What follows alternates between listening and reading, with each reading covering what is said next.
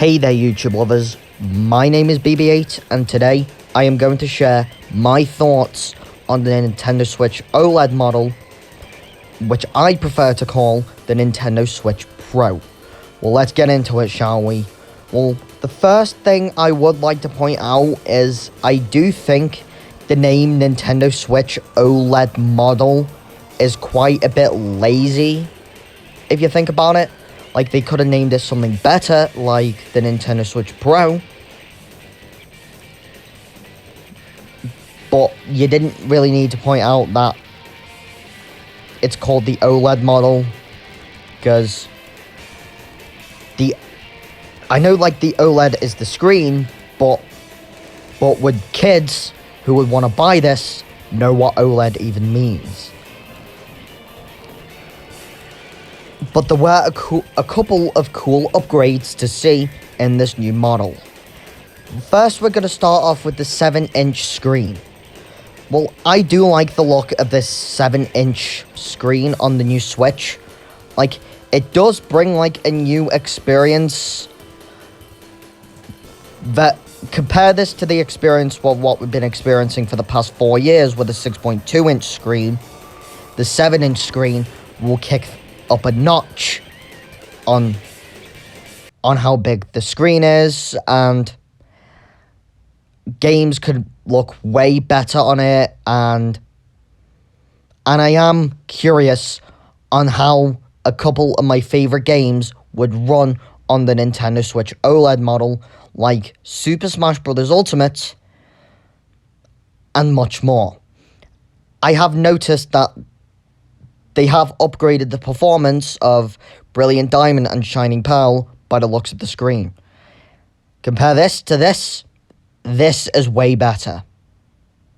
And comparing the 7-inch OLED screen to Sony's PlayStation Vita, which also uses OLED screen, the Switch OLED model is actually bigger than the PlayStation Vita, which Minecraft would be such a better experience on the Nintendo Switch OLED model thanks to this upgrade. And the adjustable stand looks way better compared to the original Switch. Like, I do like the inspiration they got from the Microsoft Surface line of computers and tablets. And with this, I do like the way it's posable as well, just to fit that person's comfortable angle. And if I were to take this to a friend's house and just put it on their table, at least this stand looks like it isn't going to collapse. Unlike the original Switch, where every time I try to use the kickstand, it just collapses. Enhanced audio is a definite yes, but the only thing I kind of thought that was missing from this was Bluetooth audio.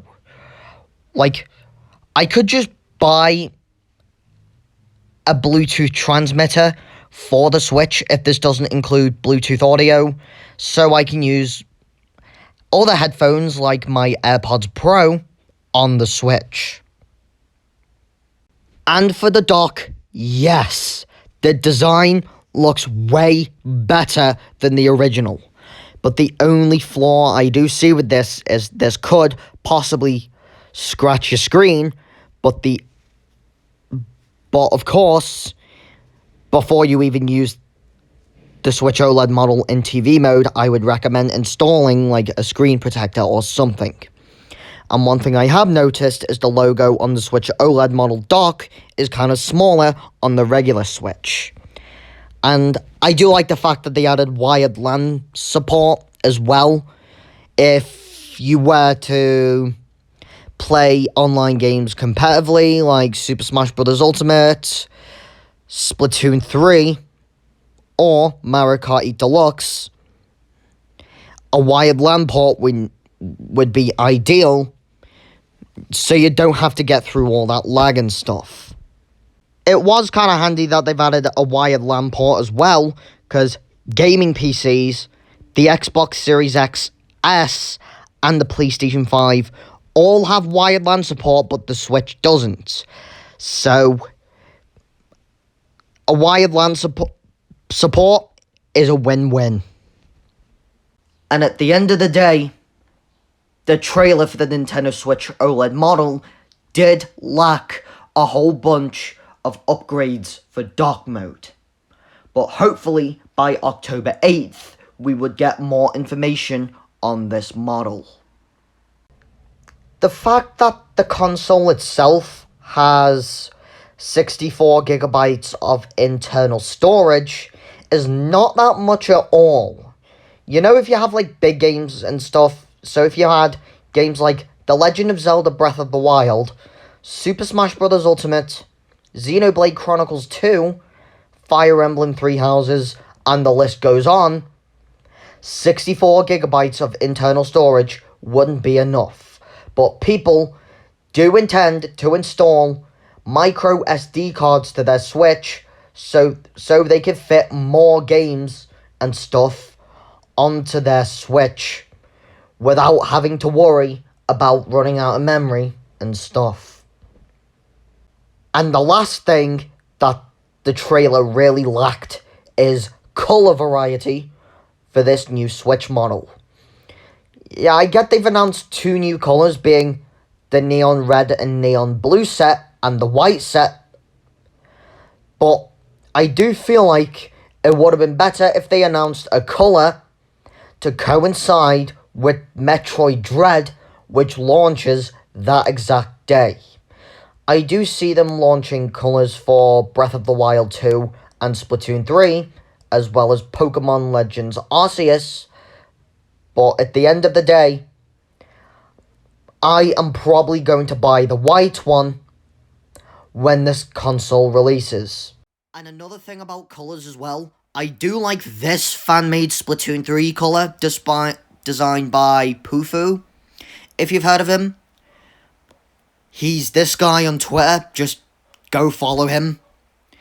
I do like some of his photoshopping skills that he does, so go follow him on Twitter, because he does a whole bunch of good Splatoon 3 mock-ups. Now for the release date, October the 8th. Well, I was kind of surprised that Breath of the Wild 2 wasn't a launch game for this model, but Metroid Dread was still an alright choice for a launch game to go with this thing. And the fact that October the 8th is one day after the release of Far Cry 6, so I'll probably save Far Cry 6 for later and get this OLED Switch model. So guys, what do you think of the Nintendo Switch OLED model? And what could Nintendo have done better to make the Nintendo Switch OLED model the definitive version of the Switch? So don't forget to subscribe to my channel, like this video, and turn your notifications on so you don't miss another video like this one.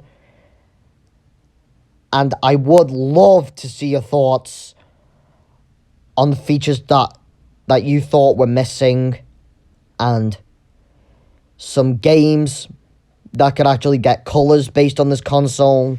So that's it for the Nintendo Switch OLED model. BB8 out.